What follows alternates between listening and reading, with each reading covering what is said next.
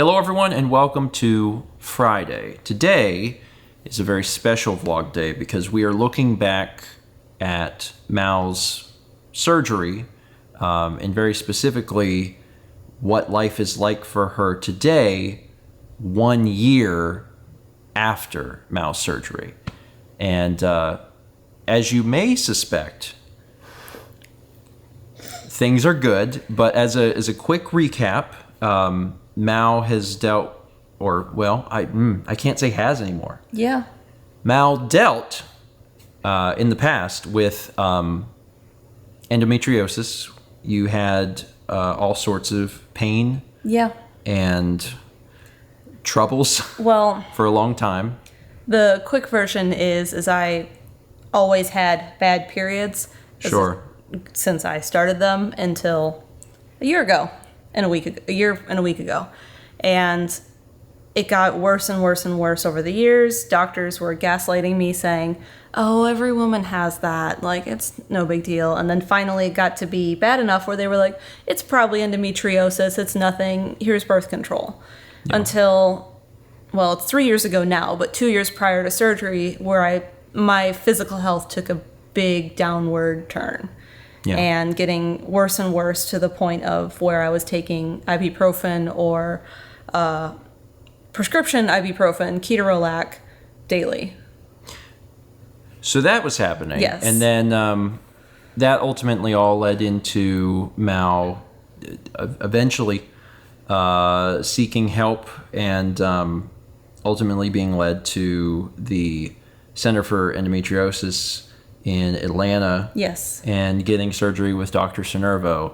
And that was just about a year ago. Yeah. We're doing this just a few days late, but it was early November that Mal got the surgery.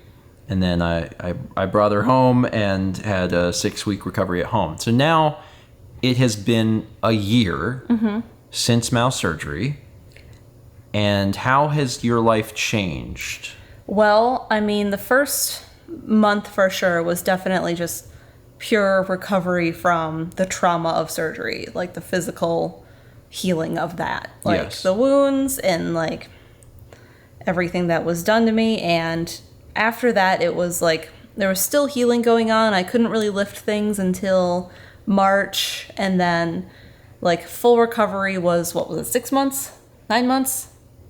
I can't remember what they told me. It was either. But that's 6 or already 9 months. passed. Yeah. And since then, whenever full recovery was, there's been moments where I've looked back and thought, when's the last time that I had pain? Because I had pain all the way up until this summer. And I don't mean to say like I've been in pain every day. It's been so bad.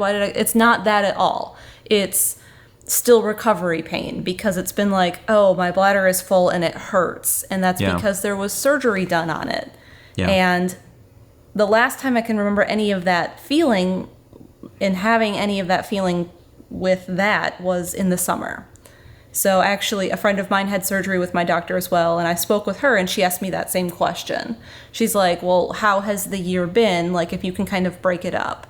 And I'd say since we moved here, there's been many instances of me going, when's the last time that hurt?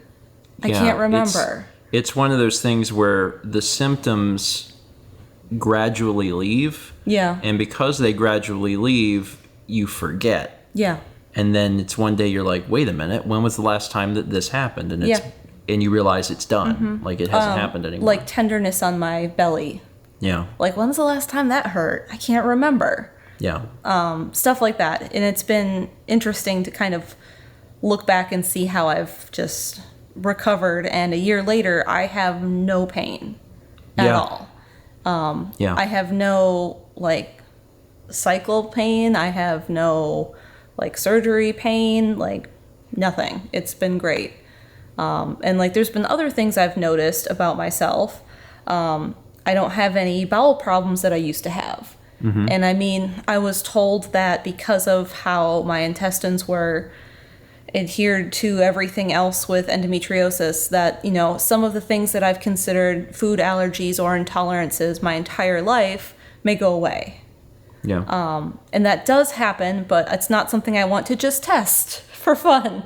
I do plan to see an allergist in the next year, probably 2023 and just have a full allergy test and see if anything comes up that I shouldn't try.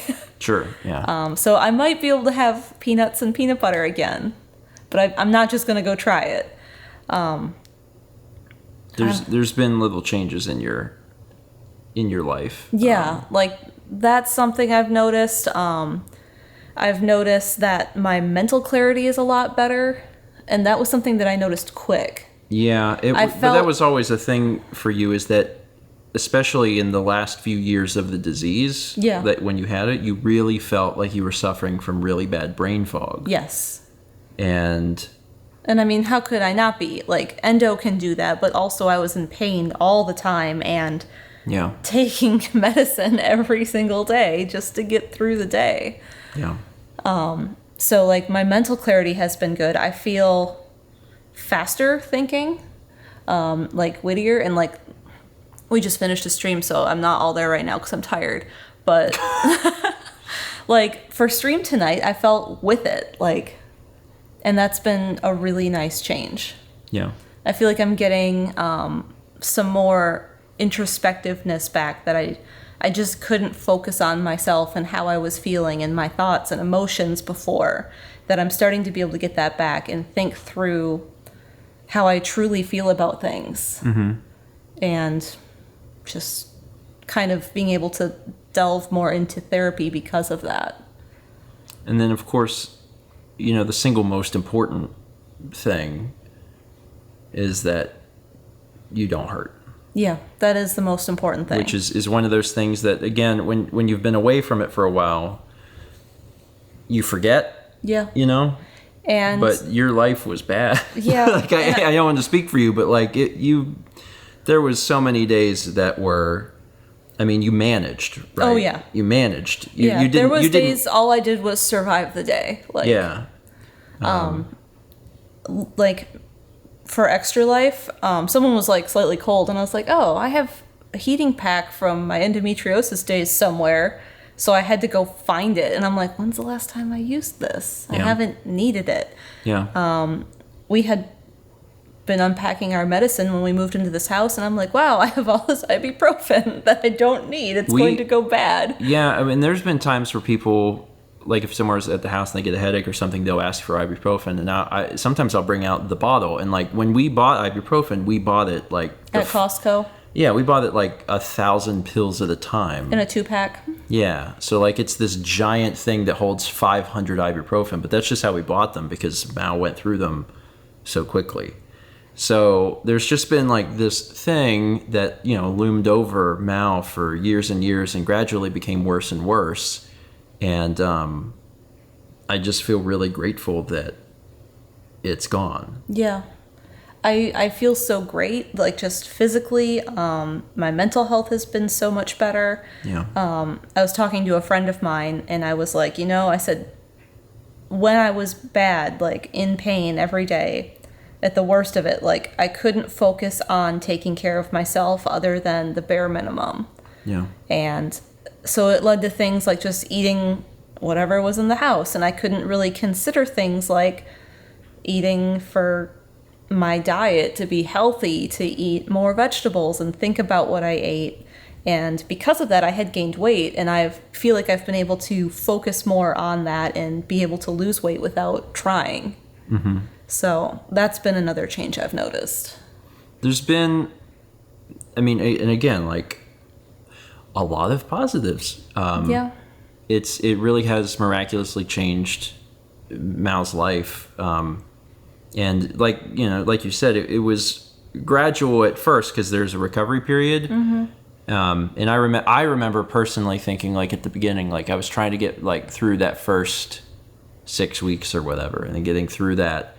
And then, Mal was still in pain. It was still, like, surgical related pain. A lot of it, I think, was like bladder stuff. Yeah. And I remember being concerned, but as time went on, it was less and less and less until finally it was gone. And then I too was like, oh, I haven't heard Mal complain about that in a while. So obviously lots of good. Yes. I guess my question to you is, has there been any negatives? No.